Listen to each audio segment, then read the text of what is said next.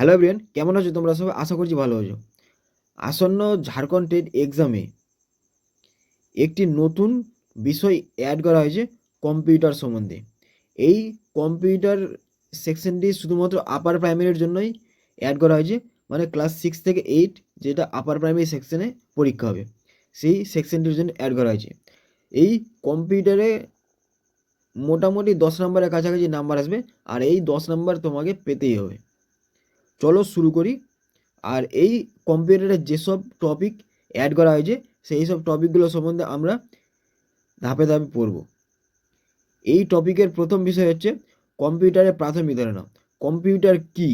Computer শব্দের উৎপত্তি Latin শব্দ কম্পিউট থেকে এসছে, যার অর্থ হলো গণনা করা। কিন্তু গণক যন্ত্র হিসাবে কম্পিউটারকে দেখলে এর সঠিক পরিচয় পাওয়া যায় না।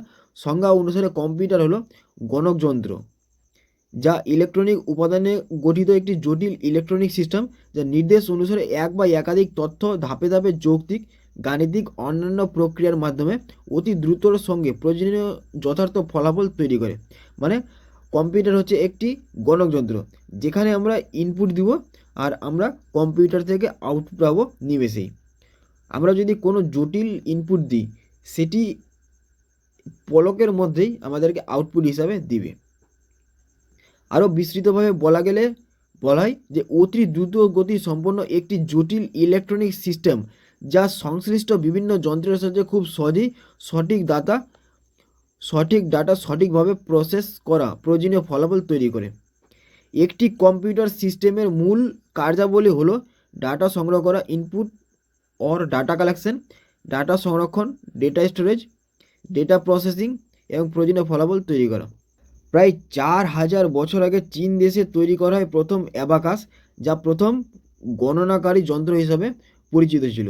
এর বহু যুগ পরে 1617 সালে জন নেপিয়ার একটি বিভিন্ন ধরনের গণনা যন্ত্র আবিষ্কার করেন, যার নাম নেপিয়ার বোন দেওয়া হয়েছিল। এক্ষেত্রে আরেকটি উল্লেখযোগ্য আবিষ্কার হলো উইলিয়াম ওট্রেট সিলভার রুল। 1642 সালে ফরাসি গণিতবিদ ব্রেইল পাস্কেল উন্নত মানের যে গণকযন্ত্রটি তৈরি করেন, তার মাধ্যমে যোগ ও বিয়োগ স্বয়ংক্রিয়ভাবে করা যেত। তবে ব্রিটিশ বৈজ্ঞানিক চার্লস ব্যাবেজই কম্পিউটারের প্রথম সংরক্ষণ তৈরি করেন। তিনি 1823 সালে ব্যাবেজ ডিফারেন্স ইঞ্জিন নামক একটি যন্ত্র তৈরি করেন, যার মাধ্যমে গাণিতিক এবং পরিসংখ্যান সংক্রান্ত গণনা করা যেত। 1837 সালে চার্লস ব্যাবেজ ডিফারেন্স ইঞ্জিনের চেয়েও বেশি কর্মক্ষমতা সম্পন্ন আরেকটি যন্ত্রের ব্লুপ্রিন্ট তৈরি করেন, যেটি অ্যানালিটিক্যাল ইঞ্জিন নামে পরিচিত। এটিকে বর্তমান আধুনিক কম্পিউটারের পূর্বপুরুষ বলা হয়।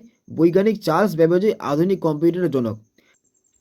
এবার আমরা জানব কম্পিউটার আবিষ্কারের ইতিহাস, history of evolution of computer. 19 শতাব্দীর শেষের দিকে ডক্টর হারমান হলেরিথ এবং জেমস পাওয়ার্স আমেরিকার জনগণনা কাজে ব্যবহারের জন্য সেন্সাস মেশিন নামে এক ডেটা প্রসেসিং মেশিন তৈরি করেন। এই যন্ত্রের সাহায্যে অ্যালফাবেটিক্যাল আর নিউমেরিক্যাল উভয় ধরনের তথ্য বিশ্লেষণ করা যেত। 1896 সালে এই যন্ত্র তৈরি করার জন্য হলারিথ টেবুলেটিং মেশিন কোম্পানি প্রতিষ্ঠা করায়। পরবর্তীকালে এই জাতীয় কয়েকটি প্রতিষ্ঠান মিলে তৈরি হয় IBM ইন্টারন্যাশনাল বিজনেস মেশিন।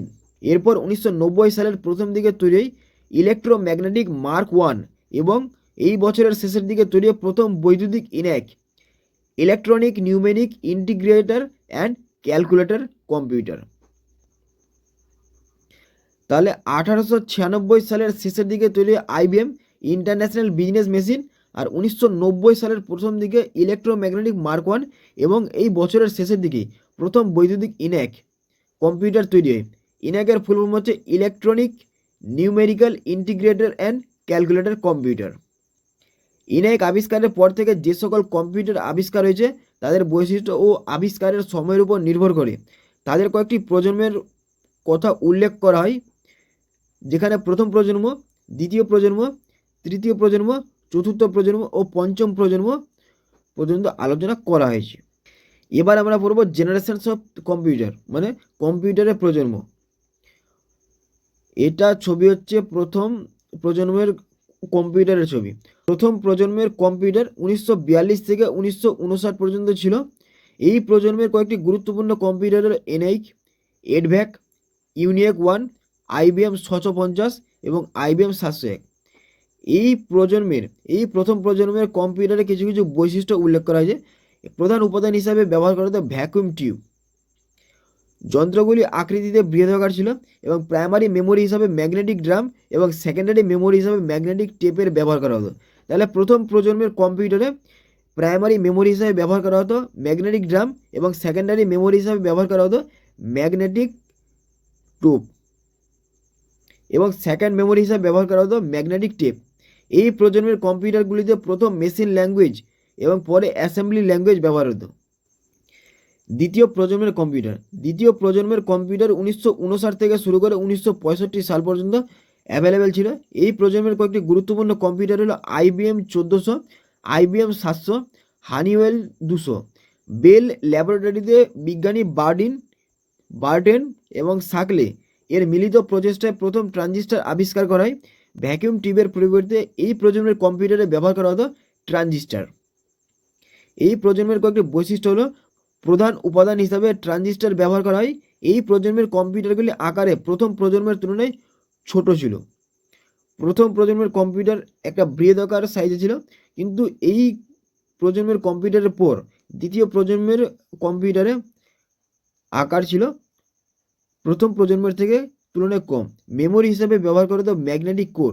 বিভিন্ন ধরনের হাই লেভেল ল্যাঙ্গুয়েজ যেমন কোবল, বেসিক, PL1 ব্যবহার শুরু করা হয় এই প্রজন্মের কম্পিউটার থেকে। তৃতীয় প্রজন্মের কম্পিউটার 1965 থেকে শুরু করে 1971 সাল পর্যন্ত অ্যাভেলেবেল ছিল।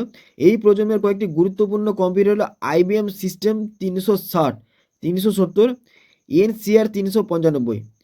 IC বা ইন্টিগ্রেটেড সার্কিট আবিষ্কারের পর এবং তা কম্পিউটারের ব্যবহারের মাধ্যমে শুরু হয় কম্পিউটারের তৃতীয় প্রজন্মের কম্পিউটারে ব্যবহার হতো ইন্টিগ্রেটেড চিপ। প্রথম শ্রেণীর কম্পিউটারে ব্যবহার হতো ভ্যাকুয়াম টিউব। দ্বিতীয় প্রজন্মের কম্পিউটারে ব্যবহার হতো ট্রানজিস্টর। আর তৃতীয় প্রজন্মের কম্পিউটারে ব্যবহার হতো ইন্টিগ্রেটেড সার্কিট, IC। প্রথম ও দ্বিতীয় প্রজন্মের কম্পিউটারের থেকে এই প্রজন্মের কম্পিউটারগুলি আকারে অনেকটা ছোট ছিল। ইনপুটের মাধ্যমে প্রথম ব্যবহার হয় কিবোর্ড এবং আউটপুট হিসাবে মনিটর ব্যবহার শুরু হয় এই প্রজন্মের কম্পিউটার থেকে। এখানে সেকেন্ডারি মেমোরি হিসাবে ব্যবহার করা হতো ম্যাগনেটিক ডিস্ক, পাসকাল, ফোরট্রান ইত্যাদি হাই লেভেল ল্যাঙ্গুয়েজগুলির ব্যবহার এই প্রজন্মের কম্পিউটার থেকে শুরু হয়। চতুর্থ শ্রেণীর কম্পিউটার, ফোর্থ জেনারেশন কম্পিউটার। এই প্রজন্মের কম্পিউটারগুলি হলো 3086, 30286, 30486 এবং পেন্টিয়াম। এই শ্রেণীর কম্পিউটারে IC এর পরিবর্তে ব্যবহার করা শুরু হলো LSI, লার্জ স্কেল ইন্টিগ্রেশন, এবং VLSI, very large scale integration. চতুর্থ শ্রেণীর কম্পিউটারের কিছু বৈশিষ্ট্য হলো এই শ্রেণীর মূল উপাদান হিসেবে ব্যবহার করা হতো LSI এবং VLSI। এই প্রজন্মের কম্পিউটারগুলিতে মাউস, প্রিন্টার এবং স্পিকারের ব্যবহার শুরু হয়। এই প্রজন্মের মেশিনগুলি অন্য প্রজন্মের কম্পিউটারের থেকে অনেকটা ছোট। এই প্রজন্মের মেশিনগুলি থেকে অধিক স্টোরেজ ক্ষমতা সম্পন্ন ম্যাগনেটিক ডিস্ক, CD-ROM ইত্যাদি ব্যবহার শুরু করা হয়। C++, ভিজুয়াল বেসিক ইত্যাদি language, word processing, spreadsheet, database এবং বিভিন্ন গ্রাফিক্যাল প্যাকেজের সফল ব্যবহার শুরু হয় চতুর্থ প্রজন্মের কম্পিউটার থেকে। এরপর হচ্ছে পঞ্চম শ্রেণীর কম্পিউটার 1998 থেকে বর্তমান পর্যন্ত রয়েছে। এই প্রজন্মে আরও অধিক ক্ষমতা সম্পন্ন এবং কৃত্রিম বুদ্ধিমত্তা সম্পন্ন আর্টিফিশিয়াল ইন্টেলিজেন্স সম্পন্ন কম্পিউটার নিয়ে গবেষণা চলছে। প্রধান উপাদান হিসাবে ব্যবহার করা হয়েছে ULSIC, ultra large scale integrated circuit. এই প্রজন্মের কম্পিউটারগুলিতে LCD এবং LED মনিটর ব্যবহার শুরু করা হয়েছে। এই প্রজন্মের কম্পিউটারগুলি আকারে এতটাই ছোট যে বহনযোগ্য। আর্টিফিশিয়াল ইন্টেলিজেন্সের প্রয়োগে ইন্টেলিজেন্স প্রোগ্রামিং উদ্ভাবন শুরু হয় এবং এই প্রজন্মের কম্পিউটারগুলিতে ইন্টেলিজেন্স প্রোগ্রামিং ব্যবহার শুরু হয়। পঞ্চম শ্রেণীর প্রজন্মের কম্পিউটারগুলিতে অধিক স্টোরেজ সম্পন্ন হার্ড ডিস্ক ব্যবহার শুরু হয়।